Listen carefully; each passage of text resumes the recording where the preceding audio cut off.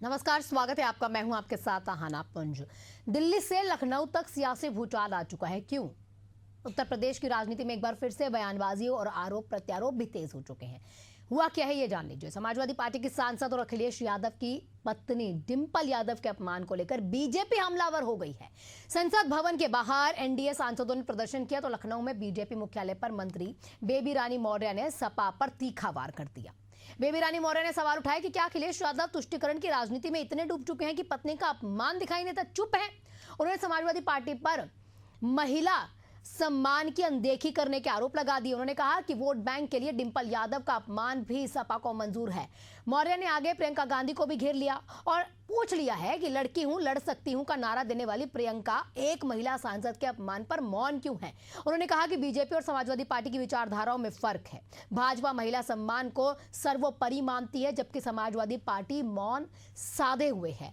अब आपको बता दें कि अब तक समाजवादी पार्टी या अखिलेश यादव की ओर से इस मुद्दे पर, और मुद्दा क्या ये जान लीजिए। मुद्दा ये है कि जब एक मस्जिद में गए हुए होते हैं अखिलेश यादव और साथ में साथ इकरा हसन, उनके साथ में होती है डिंपल यादव। साड़ी पहने हुए होती है। एक बयान जो आपत्तिजनक बयान है मौलाना जी की तरफ से दिया जाता है, वो बयान आपको सुनाते हैं। उस बयान पे पूरा विवाद है, चर्चा शुरू करेंगे। उससे पहले स्टेटमेंट्स और साथ में वो बयान भी। संतों का अपमान करना अखिलेश यादव जी को अपने पिता से वंशानुगत मिला है। सरजू के पानी को संतों के खून से लाल करने वाले माननीय मुलायम सिंह यादव जी के ही परिपाटी को आगे बढ़ा रहे हैं। इन्होंने काशी में शंकराचार्य जी को लाठियों से पिटवाया और अनुरुद्धाचार्य जी से इन्होंने कहा कि आपके रास्ते अलग हैं, हमारे रास्ते अलग हैं। अनुरुद्धाचार्य जी जो है सनातन की तरफ है और ये मस्जिद की तरफ बढ़ गए। भले ही उस मस्जिद के जाने के बाद परिवार के साथ ये गए, इनके परिवार पर कुछ व्यथित और विचारहीन लोगों ने अनावश्यक और बलगर टिप्पणियां की, लेकिन उसको भी इन्होंने बर्दाश्त कर लिया, उसका जवाब नहीं दिया। अभी कोई सनातनी इस तरीके की टिप्पणी करता तो ये अभी जितने समाजवादी और नमाजवादी हो चुके गुंडे अभी इनके पीछे पड़ गए होते। और उन्होंने कोई एक शब्द नहीं बोला कि एक महिला जो सनातनी है मस्जिद में जाती है राजनीतिक मीटिंग के लिए, उसके वस्त्रों को लेकर किस तरीके से मौलाना ने गलत टिप्पणी की, ये समाजवादियों ने उसको बर्दाश्त किया। अखिलेश यादव जी ने उस पर कोई प्रतिक्रिया नहीं दी और आज जो है ये हो गया कि ये तुष्टीकरण में अपना दीन, ईमान, धर्म, शर्म सब कुछ बेच चुके हैं। मौलाना साजिद रशीदी का बयान बहुत ही अफसोसनाक है। उन्हें इस तरह का बयान नहीं देना चाहिए। इसकी जितनी निंदा की जाए वो कम है। मौलाना इसी तरह से विवादों में रहते रहे हैं। वो भाजपा स्पॉन्सर्ड मौलाना है। भाजपा उनसे इस तरह के बयान दिलाती है। भाजपा का ये दोहरा चरित्र है। एक तरफ रशीदी से बयान दिलाती है, दूसरी तरफ संसद में महिला सम्मान की बात करती है। इस तरह का दोहरा चरित्र नहीं चलेगा। मौलाना के बयान की घोर निंदा करता हूँ।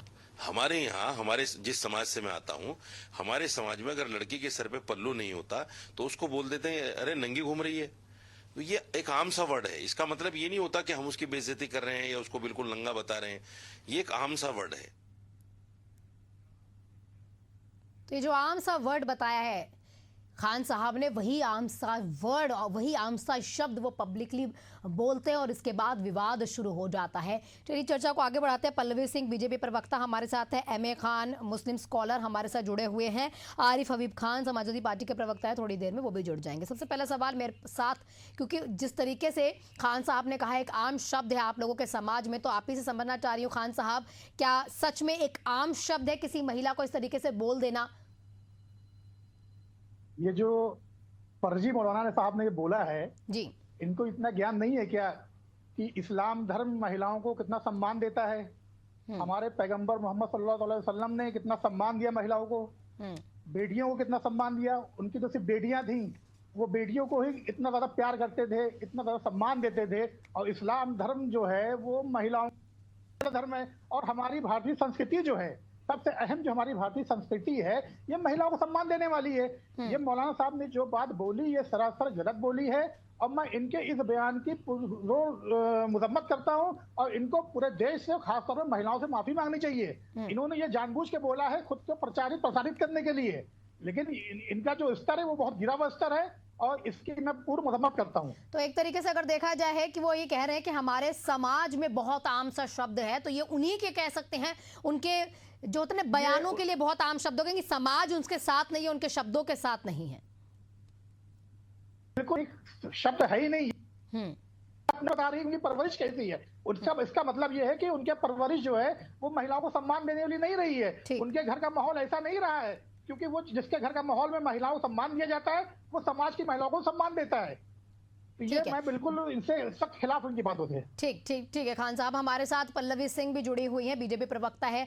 पल्लवी जी, लगातार आप लोग ठीक है आवाज उठा रहे हैं और विरोध भी कर रहे हैं, तस्वीरें भी सामने आई है। आप चाहे विपक्ष हो चाहे विपक्ष, ये नहीं देखते अगर महिला के साथ कुछ हुआ है यानी महिला का अपमान हुआ है तो आप उसके सम्मान के लिए खड़े रहेंगे। लेकिन डिंपल यादव ने यहां पर कहा है कि बीजेपी ने कभी भी उस समय प्रदर्शन नहीं किया, चाहे बड़ा कोई चेहरा हो, चाहे बड़ी कोई महिलाएं हो, या वहां पर बड़ी तादाद में महिलाएं संसद के बाहर, विधानसभा के बाहर या सड़कों पर उतरकर बीजेपी की किसी महिला ने उस समय प्रदर्शन नहीं किया जब मणिपुर की खौफनाक तस्वीरें सामने आई। ऐसा डिंपल यादव ने कहा है।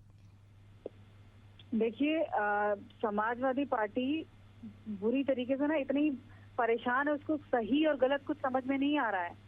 वो तुष्टीकरण को इनको लग रहा है कि यदि हम उसको गलत बोल देंगे तो एक वर्ग को हम नाराज कर देंगे। पीडीए कहीं ना कहीं टूट जाएगा।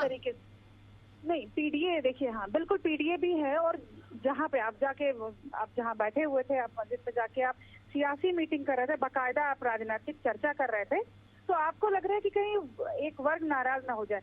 लेकिन यदि मैं उसमें बात करूं, मास में बात करूं, सभी नाराज है। पूरा इन्होंने बेइज्जती किसकी की? इन्होंने इस्लाम धर्म की भी बेइज्जती की। अभी जैसे बता रहे थे कॉलेज जी जो बैठे हुए हैं वो ही बता रहे थे।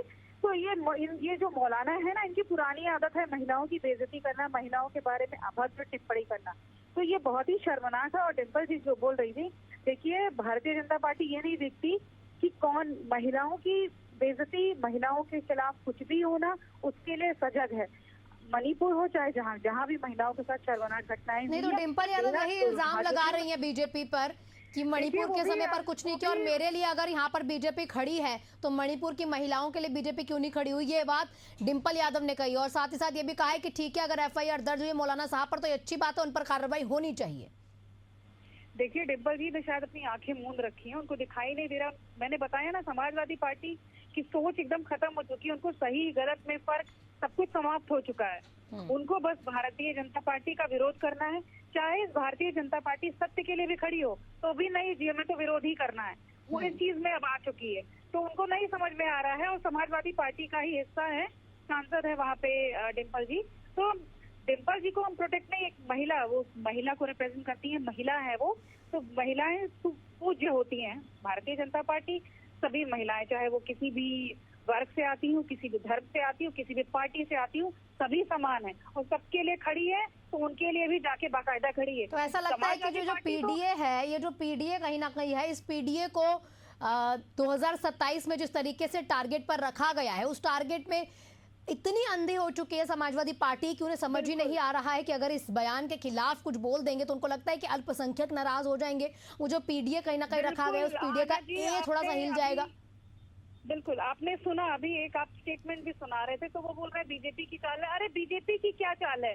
आप तुष्टीकरण की राजनीति आप करते हो, आप जो है आप ही जाते हो, आप मीटिंग करते हो वहाँ पे। भाई आप जा रहे हो, कोई जरूरी नहीं है सभी धर्म गुरुओं को पसंद आए।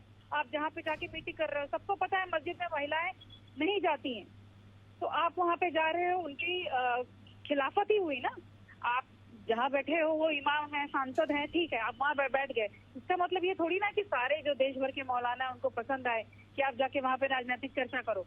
तो अपोज तो होगा, विरोध होगा, लेकिन इस तरीके की अभद्र टिप्पणी नहीं, अगर ऐसा है तो अगर मस्जिद में वो गई, अगर आप कह रहे हैं कि वहाँ पर महिलाओं का जाना ठीक है, बोल दिया कि नहीं वहाँ पर महिलाएं जा सकती है, तो अगर उस कक्ष में महिलाएं नहीं एंट्री कर सकती तो वहाँ पर और भी मौलाना साहब थे, उन्होंने कैसे एंट्री करवा दी? ये तो बिल्कुल ये तो विषय है ही कि कैसे एंट्री हो गई। ये तो आप किसी से भी पूछेंगे मस्जिद में, जहाँ तक मुझे नहीं, हमारे साथ खान साहब हैं, एमए खान साहब हैं, इनसे ही पूछ लेते हैं। पल्लवी जी, महिलाएं नहीं जाती हैं जी, बिल्कुल पूछिए आप। ठीक, एमए खान साहब, मैडम कह रहे हैं, पल्लवी जी ये कह रही है कि भाई जब मस्जिद में महिलाएं नहीं जा सकती तो ऐसा क्यों हुआ कि इकरा हसन के साथ साथ आप लोगों ने, यानी यहाँ पर उस समय पर जो भी लोग मौजूद थे, उन्होंने डिंपल यादव के साथ इकरा हसन को वहाँ एंट्री करने दी उस कक्ष में, और उस समय क्यों विरोध नहीं हुआ? देखिए, इस पूरे प्रकरण में जो सबसे बड़ी गलती है वो गलती है वो पार्लियामेंट में जो मस्जिद है उसके जो इमाम साहब है उनकी गलती है। मस्जिद में महिलाओं का प्रवेश मना है, अलग महिलाएं नमाज पढ़ने जा सकती हैं, उनके लिए अलग जगह होती है मस्जिद के अंदर। जहाँ पे पुरुष हो नमाज पढ़ता हो वहां पे महिलाएं नमाज एक साथ नहीं पढ़ सकती, मस्जिद के अंदर अलग जगह उनको दी जाती है। और मस्जिद जो है वो इबादत के लिए है, अल्लाह का घर है। मस्जिद हो या मंदिर हो या चर्च हो गिरजा हो, सब इबादत की जगह होती है। नहीं तो इबादत के घर में राजनीति हो रही है, वहाँ पे एक राजनीतिक मीटिंग हो रही है। जी, अगर मैं ये पूछना चाहूंगा उन इमाम साहब से जिन्होंने वहाँ पे ये मीटिंग करने की इजाजत दी, खुद उस मीटिंग में मौजूद रहे और वहाँ पे महिलाओं को भी बैठाला। चलिए इकरा आसम ने मुस्लिम पहनावा पहना रखा था, सर ढक रखा था, कोई दिक्कत नहीं है, उन्होंने सर ढक रखा था। लेकिन अगर ये वहाँ पे इमाम साहब बोलते कि भाई ये मस्जिद है, आप यहाँ पे अगर बैठ रही हैं तो सर ढक के बैठिए, ये इमाम साहब की जिम्मेदारी थी। तो इमाम साहब के लिए भी राजनीति ऊपर है अल्लाह से। जी, इमाम साहब ने अपने आप को सर्वोपरि मान लिया, इस्लाम धर्म की शिक्षाओं को किनारे कर दिया। इमाम साहब को बोलना चाहिए था कि आप सर ढक के बैठेंगे। तो चलिए दूसरी बात ये, मस्जिद के अंदर पॉलिटिकल मीटिंग कैसे हो सकती है? अगर यही meeting Bharatiya Janata party parliament की मस्जिद जा करती तो क्या इमाम साहब वो मीटिंग करने देते? और मैं गारंटी से कह सकता हूँ कि इस हिंदुस्तान के अंदर सैकड़ों मौलाना ऐसे खड़े हो जाते जो उस भाजपा जो ठीक है, अहमद खान साहब हमारे साथ समाजवादी पार्टी के प्रवक्ता आरिफ हबीब खान जी भी जुड़ चुके हैं, क्योंकि देखिए वो भी एक मुस्लिम है, तो उनसे भी 2-3 सवाल जिस तरीके के आपकी तरफ से बयानबाजी हुई, मतलब प्रतिक्रियाएं हुई हैं, तो उनसे भी पूछ लेती हूँ।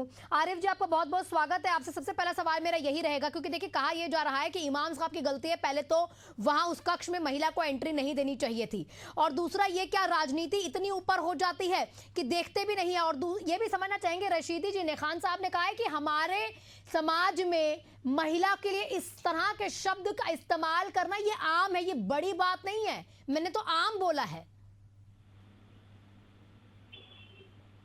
मैं आपका सवाल समझ नहीं पाया। आरिफ हबीब खान जी, पहला सवाल ये है कि राजनीति इतनी ऊपर है, बीजेपी कह रही है कि पीडीए टूट ना जाए, इसके लिए इतना बड़ा बयान जो डिंपल यादव पर दिया गया, तो इसको लेकर समाजवादी पार्टी की तरफ से कोई विरोध नहीं हो रहा। इसी के साथ उस कक्ष में घुसने की इजाजत महिलाओं को किसने दी? इमाम साहब ने राजनीति को ऊपर क्यों रखा? जी जी, देखिए ऐसा है कि आज समाजवादी पार्टी के महिला विंग की जिला राष्ट्रीय अध्यक्ष श्रीमती जूली सिंह जी और उनके नेतृत्व में साथ ही साथ राष्ट्रीय प्रवक्ता फखरुल हसन चांद साहब ने गोमती नगर के थाने में साजिद रशीदी, जो कोई मौलाना मौलवी नहीं है, और दूसरी चीज वो भारतीय जनता पार्टी के ही पक्ष में हमेशा रहती, तो उनके खिलाफ FIR लिखने के लिए प्रार्थना पत्र दिया है। हमारे सभी राष्ट्रीय प्रवक्ता, राष्ट्रीय नेता उनके इस कृत्य की निंदा कर रहे हैं।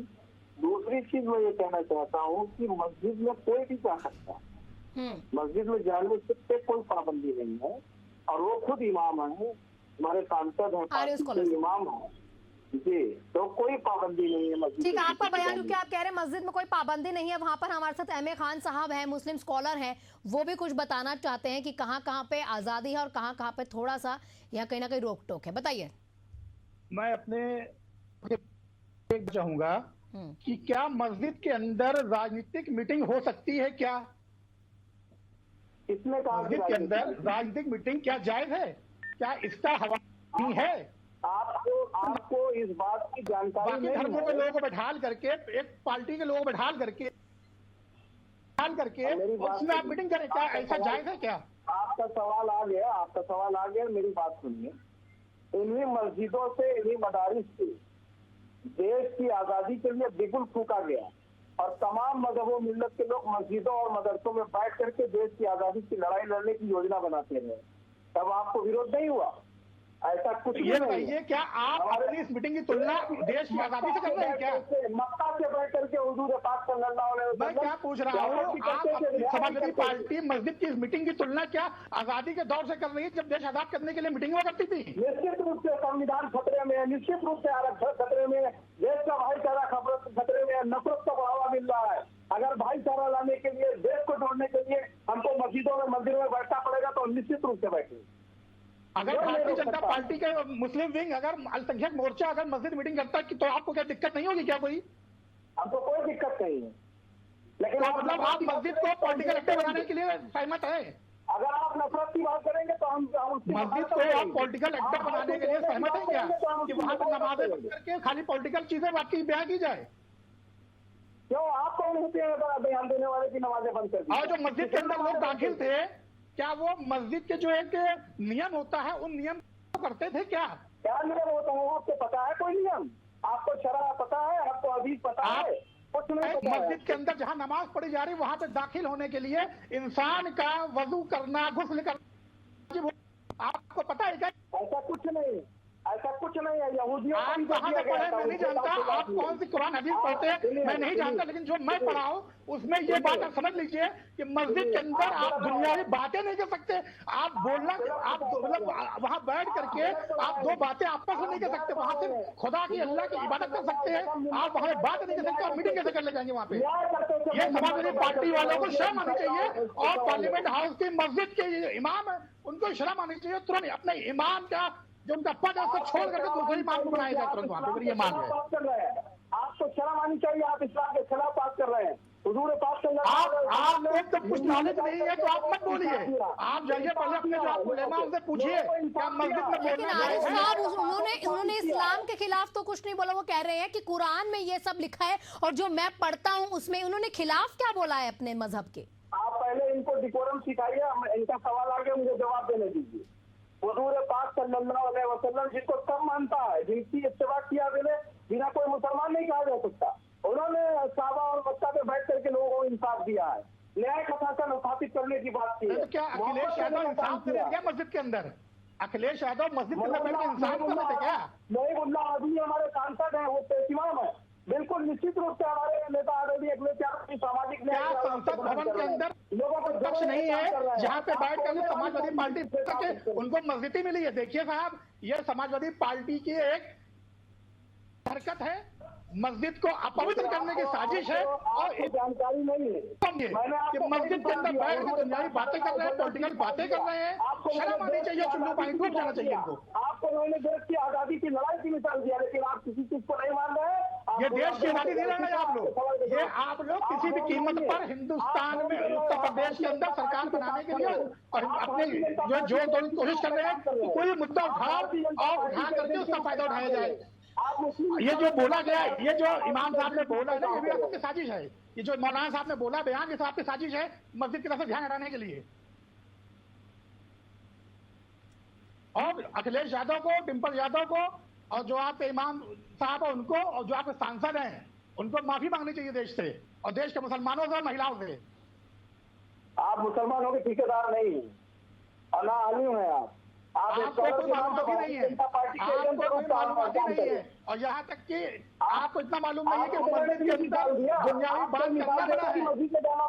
मस्जिद के अंदर दुनियावी बात करना मना है और आप वहाँ पॉलिटिकल मीटिंग करा रहे हैं। शर्म आनी चाहिए आप लोग। इस्लाम की जानकारी ले लीजिए, फिर आप डिबेट में बैठिए। जब आपको इस्लाम की जानकारी नहीं है तो आप पॉलिटिकल बातों के जरिए आप बातें नहीं कर सकते। इसका मतलब हम ये समझ सकते हैं कि अपने अपने हिसाब से आप मस्जिद और मंदिरों का इस्तेमाल कर सकते हैं, अपने अपने हिसाब से सोच सकते हैं कि भाई अब जो है भारत खतरे में, आज़ादी हमें चाहिए, तो उस हिसाब से हमें जाके मीटिंग कर लेनी चाहिए। क्या सच में पार्लियामेंट में कोई और कक्ष नहीं था जहां पर एक मीटिंग हो जाए? इस तरीके के सवाल जो है कहीं ना कहीं अपने ही मजहब के लोग कर रहे हैं। खैर, हमारे साथ अब पल्लवी सिंह बीजेपी प्रवक्ता भी जुड़ी हुई हैं। पल्लवी जी, समझना ये भी चाहेंगे कि आप लोगों की तरफ से ये भी इल्जाम लग रहा है कि प्रियंका गांधी ने इतने बड़े बड़े बयान दिए थे जब उत्तर प्रदेश के चुनाव थे, लेकिन वही उत्तर प्रदेश की महिला पर इतनी अभद्र टिप्पणी हो जाती है, वहां से कोई बयान नहीं आता है। देखिए आना जी, प्रियंका गांधी जी की जो पॉलिटिक्स है ना, वो कंडीशनल पॉलिटिक्स है। वो अपने हिसाब से पॉलिटिक्स करती हैं। उनके जो शासित प्रदेश हैं जहाँ पे उनका शासन है, वहाँ पे महिलाओं के साथ कैसी भी अभद्रता हो जाए वो आपको समझ में नहीं आएगा। अपनी पार्टी के लोगों के साथ किस तरीके से वो व्यवहार करेंगी वो भी आपको नहीं पता नहीं चलेगा, बिल्कुल दबा दी जाएंगी बातें। जैसे ही उनको कोई दूसरी बात पता चलेगी बीजेपी के राज में, जबकि यहाँ पे उत्तर प्रदेश की यदि मैं एक एग्जाम्पल देना चाहूंगी, महिलाओं के खिलाफ अपराध होता है, इमीडिएटली उस पर एक्शन लिया जाता है। लेकिन जैसे ही उत्तर प्रदेश का नाम आएगा, प्रियंका गांधी जी, राहुल गांधी जी एकदम दौड़ के आएंगे। लड़की हूँ, लड़ सकती हूँ, जो कंपेन था। लेकिन उसका मैं पल्लवी जी भी- यही बात तो डिम्पल यादव ने भी की है कि कंडीशनल कहीं ना कहीं पॉलिटिक्स बीजेपी की महिलाओं की है। बिल्कुल गलत है, मणिपुर बिल्कुल के मुद्दे बेबुनियाद पर नहीं बोला गया था बीजेपी के नहीं, द्वारा, नहीं, यही बिल्कुल बात डिम्पल बेबुनियाद- यादव ने बोल दी। बिल्कुल बेबुनियाद आरोप है। भारतीय जनता पार्टी भेदभाव नहीं करती, कंडीशनल पॉलिटिक्स नहीं करती। अभी जैसे वो बता रहे थे देश खतरे में है और देश की आजादी की जो मीटिंग थी उस पे अपनी मीटिंग को जोड़ दिए, तो ये सब इनके ख्याली पुलाव है, बनाते रहते हैं, कुछ भी बोलते रहते हैं। अरे आप देश को आप क्या बचाएंगे? आपके उत्तर प्रदेश को भारतीय जनता पार्टी ने बचाया है। 2017 से पहले आपने प्रदेश का क्या हाल करके रखा था वो जनता को पता है और उनको इतने अच्छे से समझ में आता है, इसलिए दोबारा से आपको आने का मौका तक नहीं दे रही है। ठीक है, आरिफ जी क्या कहना चाहेंगे? आरिफ जी आपको आवाज मिल पा रही है? चलिए दोबारा कोशिश करते हैं उनसे संपर्क साधने की। क्या कुछ देखिए एम ए खान जी जिस तरीके से वो बयान ये दे रहे हैं कि आज़ादी के लिए इस तरीके की मीटिंग्स जो है मस्जिद में हो सकती हैं या फिर हमारा संविधान खतरे में, ऐसे क्यों? मुस्लिम के अंदर ये डर क्यों है कि संविधान खतरे में है, हम लोगों को आज़ादी चाहिए, हमारा मजहब खतरे में है, तो मीटिंग्स ऐसी चलिए वहां पर। बिल्कुल सही, आपने कहीं ना कहीं सवाल पूछा, क्या पार्लियामेंट में सच में कोई और कक्ष नहीं है? देखिए, ना तो हिंदुस्तान खतरे में है, ना संविधान खतरे में है, ना मुसलमान खतरे में है। समाजवादी पार्टी, कांग्रेस सहित सारा विपक्ष जो है वो ये साबित करने की कोशिश में लगा हुआ है हिंदुस्तान में अल्पसंख्यक समाज डरा हुआ है। ये उनकी बहुत बड़ी भूल है। वो हिंदुस्तान, लेकिन खान साहब ऐसी कोई हरकत किसी और जगह से हो जाती या फिर किसी रसूखदार शख्स वहां पर नहीं होता तो बहुत आसानी से फतवे जारी हो जाते हैं, बोल दिया जाता है कि भाई अब ये हमारे यहाँ नहीं रहेगा, ये कुछ नहीं होगा, इसके नाम का फतवा, उसके नाम का फतवा। लेकिन इतनी बड़ी तस्वीर आती है और विरोध नहीं किया जा रहा समाज की तरफ से। देखिए यही तो अफसोस की बात है। मैंने जैसे कि पहले भी कहा था कि अगर इस मस्जिद के अंदर सपा के लोग ना बैठ करके भारतीय मुसलमान नेता बैठ जाते और वो थे ना, वो इस्लाम से खारिज कर दिए गए होते, उनको फतवा जारी हो। निहायत अफसोस का कहना पड़ रहा है कि हमारे उलेमाओं ने एक बार भी इस पे फतवा, अफसोस नहीं जताया कि इमाम साहब ने गलती करी, उन्होंने मस्जिद में मीटिंग कराई, उनको उलेमाओं को बोलना चाहिए इस मुद्दे पे। तो क्या अब इसका मतलब इस तरह से बोल रहे थे कि मस्जिद में हमने मीटिंग करी क्योंकि ये हमारा संविधान खतरे में है, तो ये खतरे में, तो क्या अब वो ये बताएं कि हिंदुस्तान में लाखों मस्जिद है, तो क्या वो प्रत्येक मोहल्ले की मस्जिद में जाएंगे और लोगों को जागरूक करेंगे क्या? नहीं तो वो पार्लियामेंट की मस्जिद में गए ना, उनको लग रहा है कि पार्लियामेंट की मस्जिद से मैसेज अच्छा जाएगा। पार्लियामेंट की मस्जिद में जानबूझ के विवाद खड़ा करने की कोशिश की गई है। हाँ। और जो कि बहुत ही अफसोसनाक है, मस्जिद हो या गुरुद्वारा हो, मैंने पहले भी कहा, या मंदिर हो, ये सिर्फ पूजा पाठ के लिए, नमाज के लिए, अरदास के लिए है, न क्या है। और तमाम उत्तर प्रदेश के वासियों ने देखा है जहाँ चलती महिलाओं को, बालिकाओं को किस तरह छेड़छाड़ होती थी, महिलाएं लड़कियां उठा ली जाती थी। अब ये सब जब से भाजपा सरकार आई है, मैं भाजपा सरकार की तारीफ करता हूँ और कहता हूँ कि कम से कम आज रोड पे महिलाएं बेहिचक चल सकती हैं, बालिकाएं बेहिचक चल सकती है। ये तो नहीं है कि रास्ते छेड़छाड़ की जा रही है। हर कोई निडर होकर चल रहा है और सबके साथ पूरा इंसाफ हो रहा है। और मुसलमानों में बात करूं तो मुसलमान बहुत खुश है, भाजपा की तरफ मुसलमान दिन ब दिन संख्या में जोड़ता जा रहा है। ठीक है, क्लोजिंग रिमार्क आरिफ जी, अब मैं आपसे चाहूंगी क्योंकि अब आपके साथ संपर्क टूट गया था, क्लोजिंग रिमार्क ये जानना चाहेंगे कि लगातार पल्लवी जी ये बात बोल रही है कि इस तरीके की जो तुष्टीकरण की राजनीति है वो की जा रही है समाजवादी पार्टी की तरफ से, और जो हमारा स्कॉलर साहब है एम ए खान साहब वो ये कह रहे हैं कि 2017 से पहले उत्तर प्रदेश में इस तरीके की तस्वीरें आम थी कि महिलाओं को कभी भी उठा लिया जाए, और जो सम्मान महिलाओं को अब बीजेपी की जब सत्ता आई है उस समय पर मिल रहा उत्तर प्रदेश में, ये पहले नहीं थी तस्वीर। इन्हें कोई जानकारी नहीं है, इनको जानकारी करके चैनल पर बैठना चाहिए। एनसीआरबी का डाटा कहता है कि उत्तर प्रदेश सहित भारतीय जनता पार्टी के शासित सभी राज्यों में महिलाएं सुरक्षित नहीं है, और ये कहते हैं महिलाएं सुरक्षित। दाढ़ी रख करके, टोपी लगा करके झूठ बोलना, एजेंट के तौर पे काम करना, ये भी इस्लाम कहता है। हाँ, और आप एनसीआरबी का डाटा इनको मालूम नहीं है, आप गूगल करो। आपके पार्टी के अंदर महिलाएं सुरक्षित नहीं है, आपकी पार्टी की महिलाएं सुरक्षित नहीं है, आप क्या बात कर रहे हैं? और आप कहते हैं कि उन्नाव की घटना, हाथरस की घटना पे शर्म करनी चाहिए आपको। आप सेफ डिफेंड कर रहे हो सरकार को। आपको शर्म आनी चाहिए। मैं इंसाफ की बात कर रहा हूँ, आप जो इस तरह जनता क्यों कर रहे महसूस हो? कर रही मैं वो बात आप कर रहा एजेंट के रूप में हूँ, बैठे जो हो। जनता देख आप रही है वो लिखो बात भी मैं कर रहा भारतीय जनता हूँ। पार्टी का आपके कार्य करता शासनकाल हूँ। में लिखो जितना महिलाओं लिखो भी पे मैं भारतीय जुल्म हुआ जनता है, पार्टी का कार्य जितना करता हूँ। अल्पसंख्यकों को क्यों आप अत्याचार कहते हो हुआ, कि हम अल्पसंख्यकों से किसी बड़ी का बिछाने रखा जाता और कुर्सियां साफ होने रखा जाता था। आज भाजपा सम्मान दे रही है, सबका साथ सबका विकास की बात तो कर रही है। जी जी जी, मदरसे कितने के घर गिराए गए हैं? सुप्रीम कोर्ट ने किसको फटकार लगाई है घर गिराने पर? कसूरवारों के गिराए गए हैं, किसी बेकसूर का नहीं गिराया गया है। जो कसूरवार होगा उसको सजा मिलेगी। गिराया गया। और सुप्रीम कोर्ट ने जुर्माना लगाया। आजम खान ने क्या मुजफ्फरनगर में रिफ्यूजी कैंप को नहीं बुलडोजर चला क्या? भूल गए क्या आप लोग? उस रिफ्यूजी कैंप में हमने इंसाफ भी किया, हमने घर भी बांटा, हमने दवाई भी दिया, हमने कपड़े भी बांटे हैं मुजफ्फरनगर के अंदर। हम वहाँ जीते हैं, वहाँ की जनता ने हमें चुना है, हमें फिर से चुना है वहाँ की जनता ने।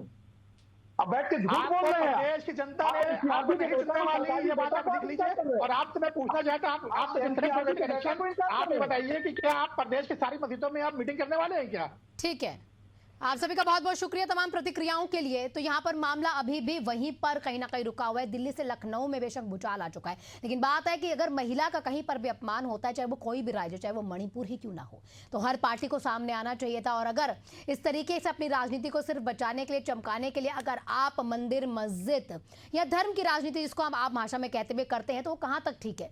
क्या जो मुद्दे हैं, जो जमीनी मुद्दे, हकीकत से जुड़े मुद्दे, उन पर बात नहीं होनी चाहिए? आप सभी का बहुत बहुत शुक्रिया। देखते रहिए एशियन न्यूज।